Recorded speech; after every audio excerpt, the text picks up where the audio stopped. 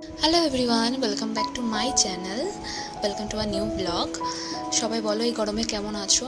আমি ঠিকঠাক আছি। আর আমি এখন যাচ্ছি মামাবাড়ি, আর জানি আমাকে কেমন লাগছে। যাচ্ছিলাম দুপুরবেলা, যেতে যেতে হঠাৎ এই আম ভর্তি গাছটা চোখে পড়লো, যেটা ব্যাপক লাগছিল। আর এসেই আমি অটোতে উঠে গেছি, চলে গেছি ওখান থেকে স্টেশন।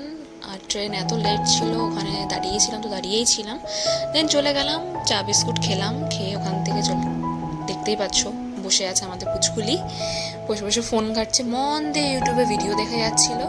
যাই হোক, মা ওর সাথে একটু খুনসুটি করছিল, তারপরে ওকে টেনে নিয়ে আসলাম আমার কোলে। এবার শুরু করলাম ওর সাথে আমি একটু খেলা, ওকে চটকাচটকি করে আদর করা।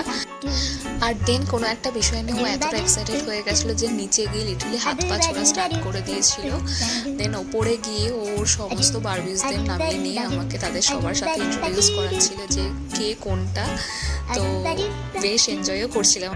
আর তার থেকেও বড় কথা হচ্ছে, ও এতটাই দুষ্টু যে ও কোনো জায়গায় এক সেকেন্ডের জন্য চুপ করে একটুও বসে না।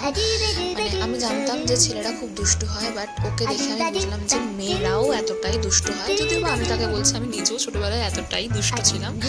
যাই হোক, হোয়াট এভার, আমার বোন আমার মতো হয়েছে, এর থেকে বেশি ভালো আর কি হয়। শেষে সবাইকে বাই করে বেরিয়ে পড়লাম বাড়ি যাওয়ার জন্য। আর ব্লগটাকে এখানে এন্ড করছি।